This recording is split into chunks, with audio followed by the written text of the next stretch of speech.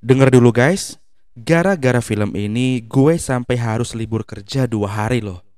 Karena gue bener-bener gak kuat dan terbawa emosi, hingga sulit buat dibawa rekaman. Bahkan faktanya guys, film ini juga sampai bisa merubah hukum di negara Korea. Yes, ini adalah film kisah nyata. Saran dari gua, jangan tonton film versi fullnya, apalagi baca novelnya. Kalau nonton versi alur cerita filmnya aja, kalian enggak tahan. Baiklah teman-teman, mari kita lihat apakah kamu kuat nonton video ini. Langsung aja kita masuk ke alur cerita filmnya. Check this out.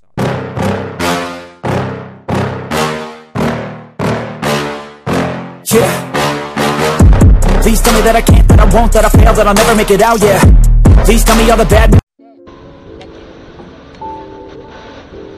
Pria ini adalah seorang guru muda bernama Kakang. Pagi itu, dia pergi ke suatu daerah terpencil di Korea karena dia mendapatkan job untuk mengajar di salah satu sekolah SLB berkat rekomendasi dari profesornya. 아직 도착 안 했나? 아이 그러면 거짓말한다 감기다. 안개 때문에 지금 어딘지도 모르겠어. Namun belum juga sampai. Di perjalanan, tanpa sengaja dia menabrak hewan liar hingga membuat mobilnya mengalami kerusakan.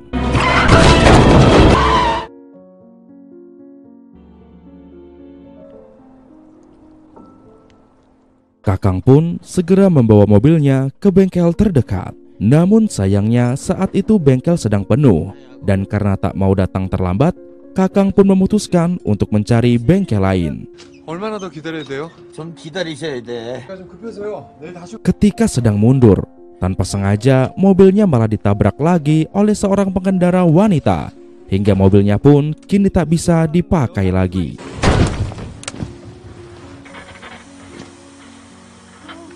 Karena merasa bersalah, wanita ini pun lantas meminta maaf dan dia pun bersedia mengantarkan Kakang ke tujuannya sebagai bentuk tanggung jawabnya. 아, 죄송합니다. 보험 처리해드릴게요. 추위 많이 타시나 봐요. Sesampainya di sekolah, wanita ini pun memberikan kartu namanya kepada Kakang, yang mana ternyata wanita cantik ini bernama Riana, yang merupakan seorang aktivis yang bekerja di kantor HAM daerah ini. 갑자기 뒷목 잡고 들어놓으시면 재미없습니다. Setelah berpisah dengan Riana, Kakang pun segera masuk ke sekolah untuk menjumpai kepala sekolah. Di sini kepala sekolah yang diketahui bernama Sugiono pun menyambut kedatangan Kakang dengan hangat karena mengetahui Kakang adalah guru muda yang direkomendasikan langsung oleh profesor besar di Korea. 김 교수 제자라고 하셨죠? 대학교 때 은사님이십니다. Setelah berbincang-bincang, kepala sekolah Sugiono pun memanggil kepala bagian administrasi. Betapa terkejutnya Kakang melihat wajah kepala administrasi yang sama persis dengan kepala sekolah Sugiono. 쌍둥이 처음 봅니까? Dan ternyata kepala administrasi ini adalah saudara kembar Pak Sugiono yang bernama Sugiarto. 그 문제는 어떻게 처리할까요? Pak Sugiarto pun mengajak Kakang untuk keluar ruangan. Dan di sini Sugiarto pun mengatakan jika ingin mengajar di sini, Kakang harus membayar uang pembangunan sebesar 50 juta won. 돈이요? 아니 그럼 선생 자리를 작은 거 5장으로 해주는 거야. Karena saat ini Kakang memang sedang butuh pekerjaan. Kakang pun segera menelpon ibunya dan dengan terpaksa meminta bantuan sang ibu untuk mengiriminya uang. 얼마나 더 올라가는? 5천 더 싸게 해주는 거래. Hari pun berganti. Di hari pertama mengajarnya, Kakang pun memberikan tugas pada seluruh muridnya yang merupakan anak-anak berkebutuhan khusus untuk melukis apel yang diletakkan di atas meja. Di sini Kakang tertarik pada lukisan seorang murid bernama Echa. Kakang pun memuji Echa, namun Echa malah menghiraukannya. Tak lama kemudian muncullah seorang siswa bernama Andre yang tiba-tiba nyelonong masuk ke dalam kelas. Sebagai guru yang baik, Kakang pun berniat ingin menegur Andre. Namun Kakang tiba-tiba dibuat terkejut ketika melihat wajah Andre yang penuh dengan lebam-lebam. 야, 너 수업 시작한 지가 언젠데 이제 들어와? Melihat semua kejanggalan di kelas ini, mulai dari murid yang tidak ekspresif saat dipuji guru, dan murid yang tiba-tiba datang dalam kondisi bonyok, Kakang pun mulai merasa ada yang aneh dengan sekolah ini. Hingga akhirnya Kakang pun mencoba menanyakan tentang keanehan ini pada salah satu guru senior yang bernama Pak GH. Namun di sini GH pun menjelaskan bahwa mungkin semua ini karena Kakang belum terbiasa saja. 이런 학교 처음이시죠? 이 몸에 장애가 있으면 이게 마음의 장애로 이어지거든요. Setelahnya GH juga menceritakan tentang kondisi Andre yang ternyata baru saja kehilangan adiknya karena kecelakaan. 애가 지금 제정신이 아닐 겁니다. 그 녀석 동생이 며칠 전에 자사고로 죽었어요. Singkatnya malam pun tiba. Ketika hendak pulang ke apartemen, tanpa sengaja Kakang mendengar jeritan dari seseorang di kamar mandi. 놀라케라잉. Namun anehnya, ketika Kakang berbicara tepat di depan pintu kamar mandi, tiba-tiba suara itu menghilang. 안에 누구 있어요? Tak lama kemudian, seorang satpam yang bernama Muklis pun muncul dan Muklis pun berkata bahwa siswa di sini memang sering berteriak-teriak nggak jelas di malam hari. 지금 뭐 하시는 거예요? 여기 애들은 심심하면 막 이상한 소리를 지르고 놀아요. Keesokan harinya, Kakang yang ingin mengantarkan uang pembangunan tanpa sengaja melihat seorang kepala polisi bernama Rudi yang baru saja mendapatkan sebuah amplop yang berisi banyak uang dari kepala sekolah. 아, 괜찮아. 들어와. 법에 걸리는 거 아니야. Namun Kakang yang tidak mau punya masalah lebih memilih pergi begitu saja setelah mengantarkan uangnya. 뭐 괜찮습니다. Kakang pun kembali ke kantor guru dan di sini dia dikagetkan melihat Pak GH yang menghajar Andre di kantor ini.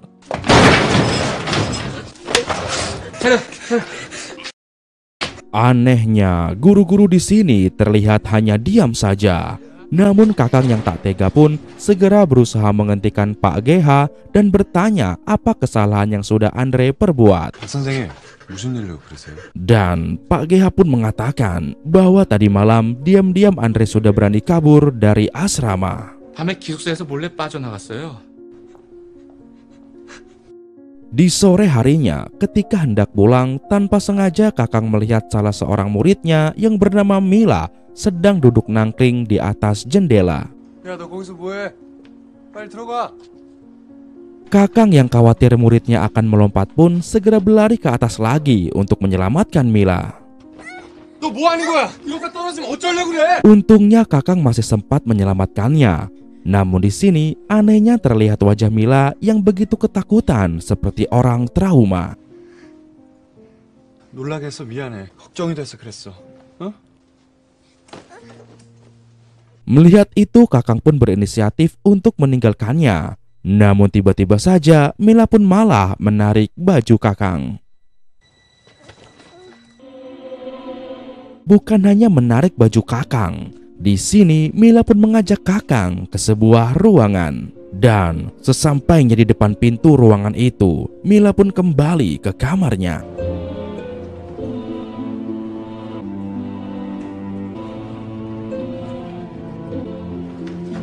Kakang yang penasaran pun mencoba membuka pintu itu. Dan ternyata di dalamnya ada seorang guru wanita bernama Yuni yang sedang menghukum Echa dengan mesin cuci. Kakang pun bertanya apa yang sedang Yuni lakukan. Dan di sini Yuni pun berdalih bahwa dia hanya sedang memberikan pendidikan kehidupan pada Echa. 당신 뭐 하는 짓이야? 세탁기에 애를 집어넣는데 상관하지 말라고? 당신 미쳤어? 아이를 교육하고 있는 중입니다. 선생님이 상관할 일이 아닙니다. Melihat kondisi Echa yang sudah pingsan, tanpa pikir panjang Kakang pun segera membawa Echa ke rumah sakit. 당신 한 번만 더 이딴 짓 하면 공반 먹여줄 테니까 알아서 해. 영두야. Dan tak lupa, Kakang pun segera menelpon Riana, orang yang di awal film mengantar Kakang ke sekolah. Mengingat Riana adalah seorang aktivis HAM. 여보세요? 때려요? 장애 아들을요? Singkatnya Riana pun sampai ke rumah sakit. Mengetahui semua kejadian itu, Riana pun meminta Kakang untuk segera menelpon orang tua Echa. Namun sayangnya Kakang tidak bisa melakukan itu karena ternyata Echa adalah seorang anak yatim piatu. 이건 체벌이 아니라 폭행이에요. 일단 얘 부모님한테 연락 좀 해주세요. 예, 고아야. Keesokan harinya, Kakang pun dipanggil kepala sekolah untuk menghadap. Di sini kepala sekolah pun meminta maaf atas sikap Bu Yuni yang terlalu keras. Dan kepala sekolah juga mengatakan bahwa dia sudah memberikan peringatan keras kepada Bu Yuni. 윤자의 선생한테는 단단히 주의를 주었으니까 윤자의 선생도 반성 많이 하고 있습니다. 너그럽게 이해해 주세요. Kepala sekolah pun menanyakan kondisi Echa saat ini. Dan Kakang pun menjelaskan bahwa kini Echa sudah mulai membaik dan dia kini dirawat di rumah sakit umum daerah ini. 실은 애가 상태가 안 좋아서 제가 병원에 입원시켰습니다.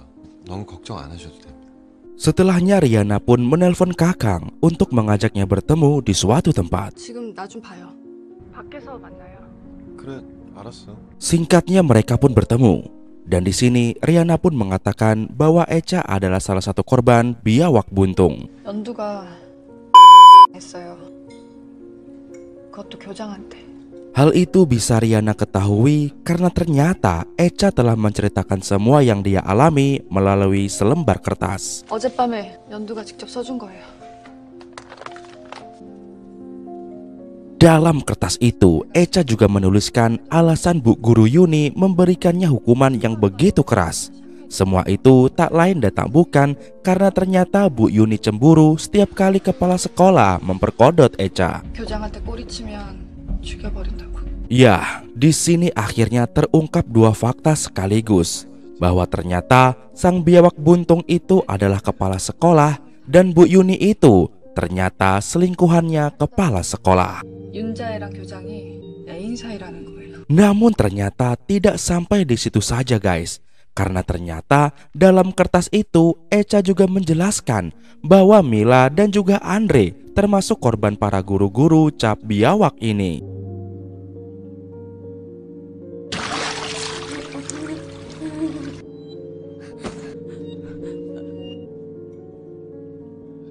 Namun bedanya jika Echa dan Mila adalah korban kepala sekolah alias Sugiono, sedangkan Andre adalah korban Pak GH yang ternyata suka main pedang-pedangan. 박보연이란 선생은 남자일까? Mendengar semua ini, Kakang pun tiba-tiba khawatir dan langsung bergegas pergi ke rumah sakit.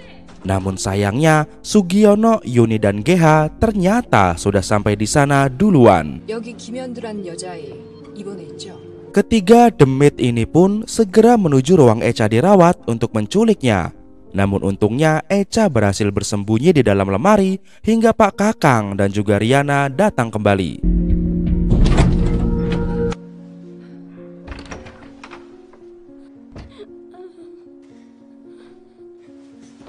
Keesokan harinya, Kakang yang sudah tahu akan kebusukan kepala sekolah segera membawa Echa dan juga Mila ke kantor Riana. 성추행을 당했다고 하는데 그 과정을 말해줄 수 있어요? Mila dan Echa pun diminta untuk membuat pengakuan atas semua tindakan kepala sekolah yang sudah berbuat semena-mena pada mereka. 그날 방과 후에 교장 선생님이 잠깐 와보라고 하시는 것 같았어요. 절 데리고 갔습니다. TV가 켜져 있었는데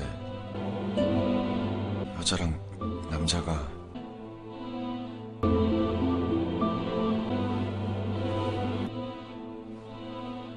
Di malam harinya, setelah pulang ke apartemen, tanpa diduga ibu Kakang datang membawa seorang anak yang mana ternyata anak itu adalah anaknya Kakang.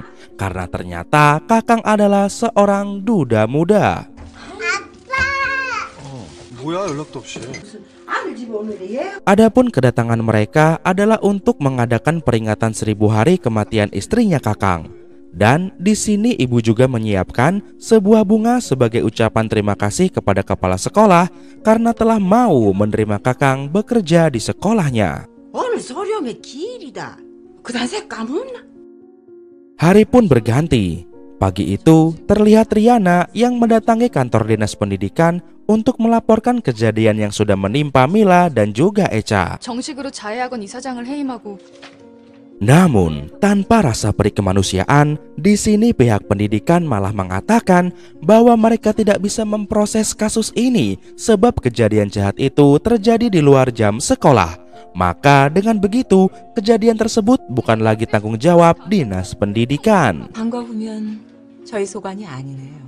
시청으로 가셔서 말씀하세요. Mendengar itu tentu saja membuat Riana pun terkejut. Tapi dia tidak mau menyerah dan langsung pergi ke kantor polisi. Singkatnya Riana pun sampai di kantor kepolisian. Namun lagi-lagi di sini pihak kepolisian juga menolaknya dengan alasan bahwa video kesaksian yang Mila dan Echa buat tidak terpercaya. Sebab kepala sekolah dikenal sebagai seorang pemuka agama yang terkenal sangat taat. 그 교장 선생님 무진교회 장로님이에요. 크리스찬의 이적에서 얼마나 명성이 자자한 양반이에요. Namun tentu saja semua itu hanyalah alibi si Rudy sang kepala polisi korup.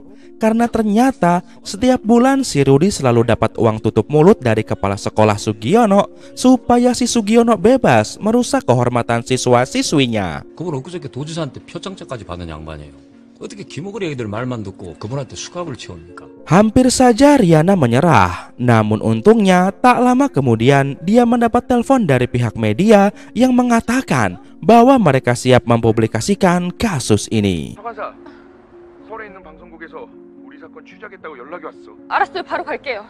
Di tempat lain, terlihat Kakang yang ingin memberikan bunga titipan ibunya kepada kepala sekolah. Namun, tepat di depan pintu kantor kepala sekolah, langkah Kakang terhenti karena mendengar suara Pak GH memaksa Andre untuk mengatakan keberadaan Mila dan juga Echa sambil digebuk. 연두랑 유리 어디 있어? 니들 친구잖아. Yang lebih ironisnya lagi, ternyata kejahatan GH ini disaksikan langsung oleh Sugiono tanpa merasa berdosa. 겁을 안 먹네? 박 선생도 이제 늙었나 봐. Karena emosi GH sudah memuncak, hampir saja dia memukul Andre dengan stik golf. Namun untungnya Sugiono segera melarangnya karena dia tidak mau kalau Andre sampai koit di dalam kantornya. 박 선생님, 조용한 데로 가세요. 여긴 교장실입니다. Akhirnya GH pun segera membawa Andre keluar kantor. Tentu saja dia berpapasan dengan Kakang. Dan Kakang yang sudah benar-benar geram melihat tingkah laku dari GH akhirnya langsung melampiaskan amarahnya dengan menghantamkan pot bunga di tangannya ke kelapa GH.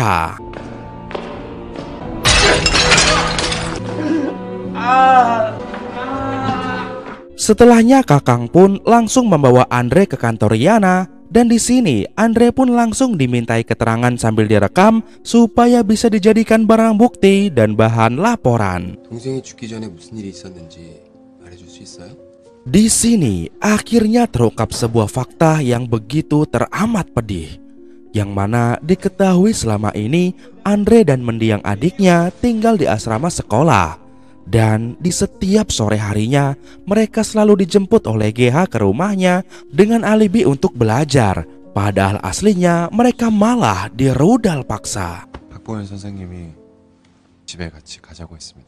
Hingga di suatu hari, karena merasa masa depannya sudah hancur, sang adik pun memutuskan untuk mengakhiri hidupnya di rel kereta api. 시간이 얼마나 지났는지는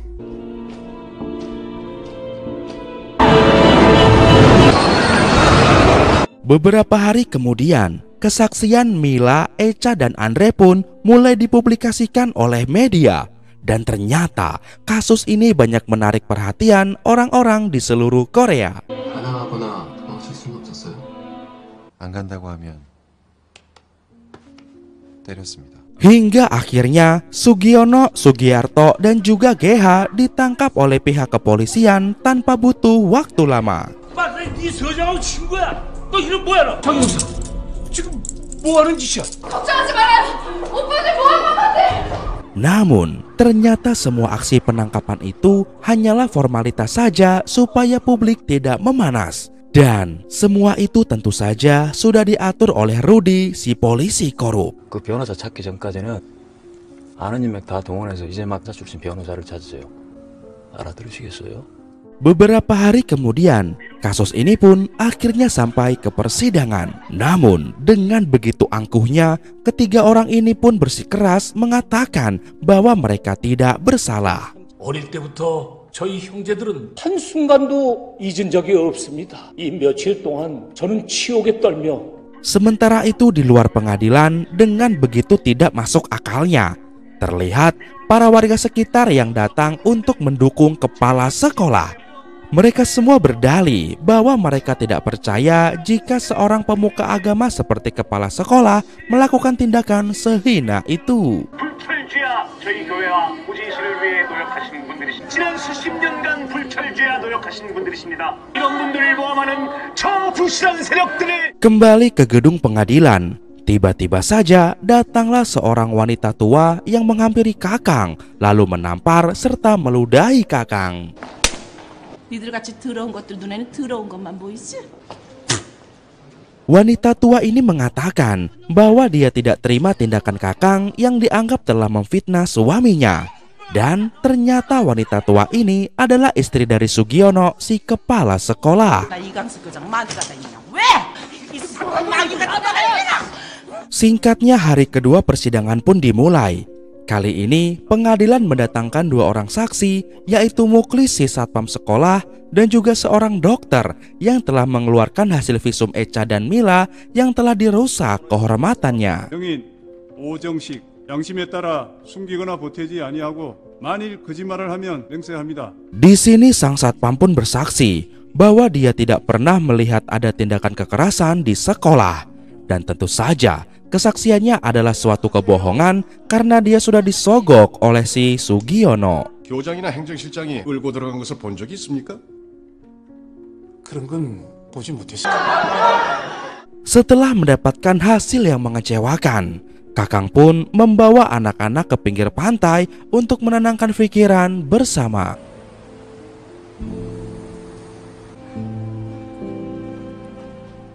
Hari pun berganti. Di hari ketiga ini, giliran Mila yang diminta untuk memberikan kesaksian. Dengan segala keterbatasannya, Mila pun menyampaikan bahwa ketiga orang inilah yang telah merusak masa depannya secara bergantian dan juga berkali-kali. 저 중에 세 사람 수정 실장님은 돈을 주셨어. Di sini Sugiono pun menjadi panik dan dia malah teriak-teriak sambil mengatakan bahwa kesaksian Mila adalah kebohongan. 저에게 모두 거짓말이에요. 가만 있으면 안 됩니다. Mendengar bentakan Sugiono yang sambil ngamuk-ngamuk, tentu saja membuat Mila jadi takut. Bahkan saking takutnya, Mila sampai ngompol di celana. Singkatnya, persidangan ketiga pun selesai. Malam itu, ketika di rumah, tiba-tiba saja Kakang ditelepon profesornya yang dulu pernah merekomendasikan Kakang untuk mengajar di SLB itu. Ternyata sang profesor ingin bertemu dengan Kakang untuk mengajaknya makan malam. Namun tanpa diduga, ketika Kakang datang, ternyata di tempat itu sudah ada pengacara si kepala sekolah. 교수님,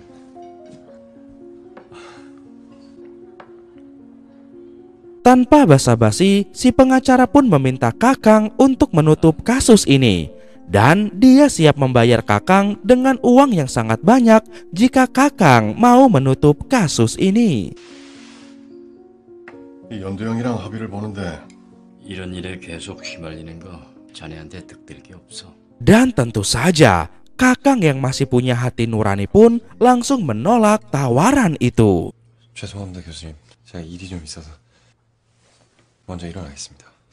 Namun, tanpa diduga, ternyata bukan hanya Kakang yang ditawari uang damai, tapi keluarga Mila dan keluarga Andre juga sudah ditawari uang damai. 끝났어. 유리 아빠 입적장애까지 있는 거. 친척들이 유리 아빠를 설득시켰나 봐. Dan karena keluarga Andre dan Mila adalah orang yang kurang mampu, akhirnya mereka menerima tawaran damai tersebut. 민수 할머니 너 도장 찍더라? 아무리 없이 살고 못 배운 인간이라지만 돈 몇 푼 받고 합의를 해주냐? Singkatnya, hari persidangan keempat pun dimulai. Dan kali ini giliran Echa yang akan memberikan kesaksian. Di depan semua orang, Echa pun mengatakan semua kronologi kejahatan yang dilakukan oleh ketiga orang ini. Dan berkat kesaksian ini, gugatan mereka pun mulai mendapatkan kemajuan. 저기 두 사람 중에 누가 교장 선생님이죠? 수번 4022 교장 이강석 피고가 맞습니다.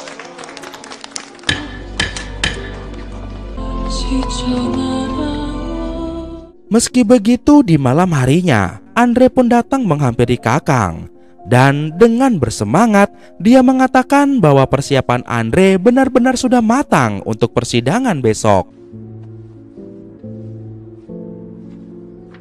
Namun, dengan berat hati, Kakang pun mengatakan bahwa kesaksian Andre di persidangan besok sudah dibatalkan. Semua itu karena nenek Andre telah menerima uang perdamaian dari pihak kepala sekolah.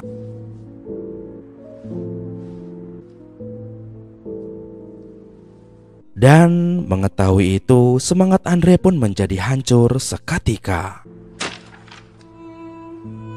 Dengan keterbatasannya, sambil bercucuran air mata, Andre pun mengungkapkan bahwa dia tidak terima dengan semua ini.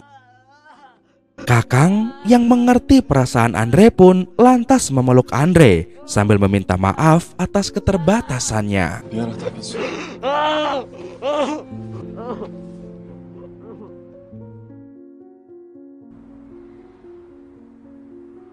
Ketika hari menuju tengah malam, Kakang yang sedang tertidur tiba-tiba dibangunkan oleh Echa. Di sini, Echa memberitahu Kakang bahwa ketika persidangan tadi, Echa lupa mengungkapkan kalau di kantor kepala sekolah ternyata ada sebuah CCTV yang terpasang. Dan tentu saja rekaman CCTV itu pasti bisa dijadikan bukti yang sangat kuat.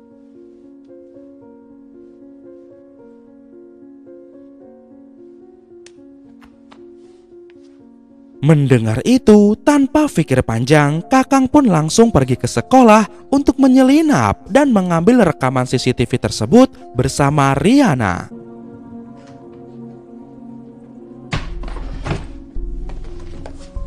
Singkatnya, mereka pun berhasil menemukan rekaman CCTV itu. Dan dari sinilah akhirnya terlihat jelas semua kelakuan hina si Sugiono dan juga teman-temannya.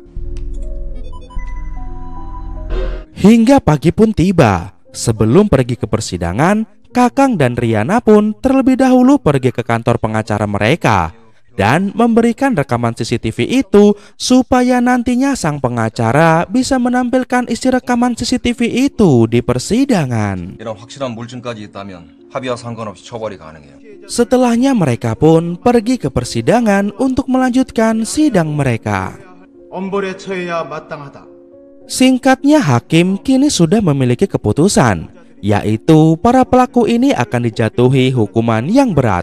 Akan tetapi, karena para pelaku ini tidak memiliki catatan kriminal sebelumnya dan juga tercatat telah berkontribusi besar dalam pembangunan kota, maka masa hukuman mereka pun akan dapat potongan. 그동안 이들이 지역 사회 발전에 기여한 바가 크고 자신의 아이들을 잘 돌봐준 것을 감안하여. Dan setelah dihitung-hitung, akhirnya hakim memutuskan para terdakwa ini akan dihukum penjara selama 6 bulan saja. 징역 6개월에 집행유예 1년.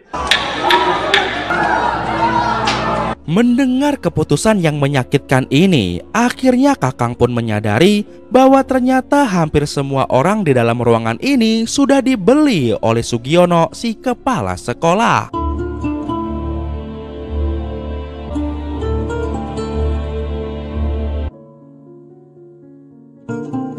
Dan bukan hanya hakim saja, bahkan pengacara yang Kakang percayai ternyata juga sudah dibeli oleh si Sugiono.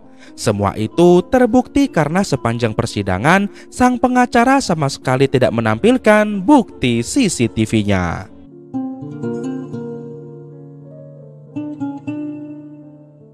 Para pendukung Kakang yang terdiri dari kaum disabilitas pun hanya bisa marah melihat keputusan ini.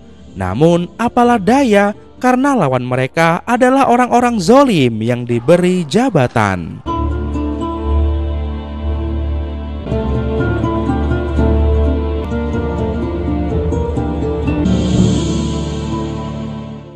Di malam harinya, Andre yang merasa hukum di negeri ini sudah tidak berguna lagi karena bisa dibeli, akhirnya memutuskan untuk menggunakan hukum rimba. 민수가 박보현한테 갔어요. 복수하러 간다고 했대요. Di bawah rintikan hujan yang menyamarkan air mata Andre, anak muda pemberani ini pun dengan gagahnya menjumpai GH dan langsung menikamnya. 선생님 보고 싶어서 왔어. Namun sayangnya, tikaman itu tidak cukup dalam hingga GH pun bisa melakukan perlawanan.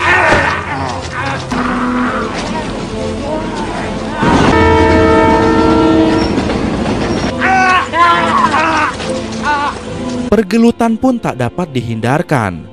Dan Andre yang tak mau jika harus ada orang lain yang menjadi korban GH seperti dirinya, akhirnya memutuskan untuk mengorbankan dirinya dan koit bersama GH di rel kereta api ini.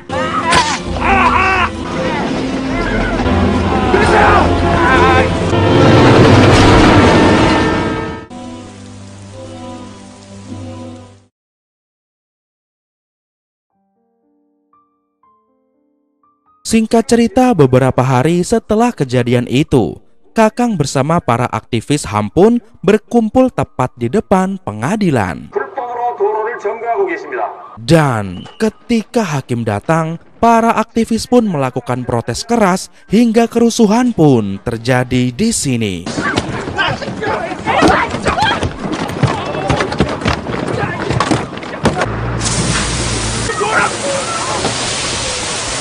Di tengah huru-hara ini, Kakang pun maju sambil membawa foto Andre.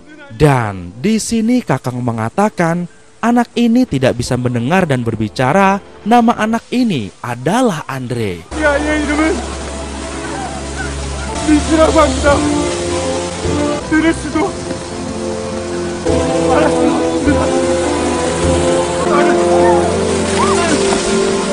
Kakang pun terus-menerus mengatakan hal itu berulang-ulang, hingga akhirnya petugas pun langsung membekuk Kakang.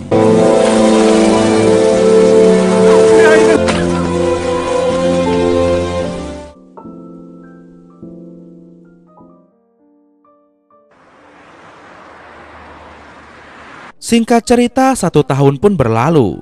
Kali ini memperlihatkan Riana yang sedang mengirim email kepada Kakang, yang mana Riana mengabarkan bahwa dia dan juga anak-anak masih terus berusaha dengan segala cara supaya kasus mereka bisa naik banding. 내가 너무 오랜만에 연락한 건 아닌지 모르겠네요. 아저씨 잘 지내세요? 항소가 결국 기각됐어요. 아이들을 도와주시는 분들이 생겼다는 거예요. Dan film ini ternyata adalah salah satu cara yang dibuat untuk dijadikan senjata supaya bisa naik banding dan melawan kuasa kepala sekolah serta guru-guru yang tidak pantas disebut guru. Tamat, tapi tunggu dulu guys. Karena penasaran, akhirnya gue mencari tahu tentang kelanjutan kasus ini guys. Dan setelah penelusuran gue ke beberapa website, ternyata berkat film ini, kehebohan pun terjadi di Korea guys. Hingga akhirnya pada tahun 2011 kemarin, sekolah SLB ini pun akhirnya ditutup. Lalu mengenai hukuman, gua nggak dapat banyak informasi guys. Hanya yang gua tahu, ternyata berkat film ini juga, saudara kembar kepala sekolah yaitu Sugiarto mendapat hukuman 12 tahun penjara. Gimana teman-teman? Kira-kira pantas nggak sih hukumannya 12 tahun penjara? Atau menurut teman-teman, hukuman apa yang pantas untuk para pelaku? Tulis di kolom komentar ya, gua mau tahu bagaimana pendapat kalian guys. Oh iya, buat teman-teman yang lebih paham tentang film dan kejadian ini, tolong ceritain dong di kolom komen. Sumpah gua pengen tahu banget apakah kasus ini bener-bener udah selesai. Please guys, kasih tahu gua. Baiklah teman-teman, kali ini gua nggak minta subscribe kalian guys. Tapi kalau gua boleh minta tolong pinjamkan kekuatan kalian untuk sekedar menyebar video ini ke teman-teman kalian guys, supaya bisa menjadi pelajaran untuk kita bersama. Dan jika film ini bisa viral, gua harap bisa menggugah hati masyarakat untuk bergerak membantu para korban kejahatan pelecehan seksual di Indonesia. Yah, nggak kebayang kan kalau sempat anak kalian yang jadi korbannya. Oke guys, gue yakin teman-teman penonton setia gue adalah orang-orang yang baik hatinya. Akhir kata gue ucapin Assalamualaikum warahmatullahi wabarakatuh.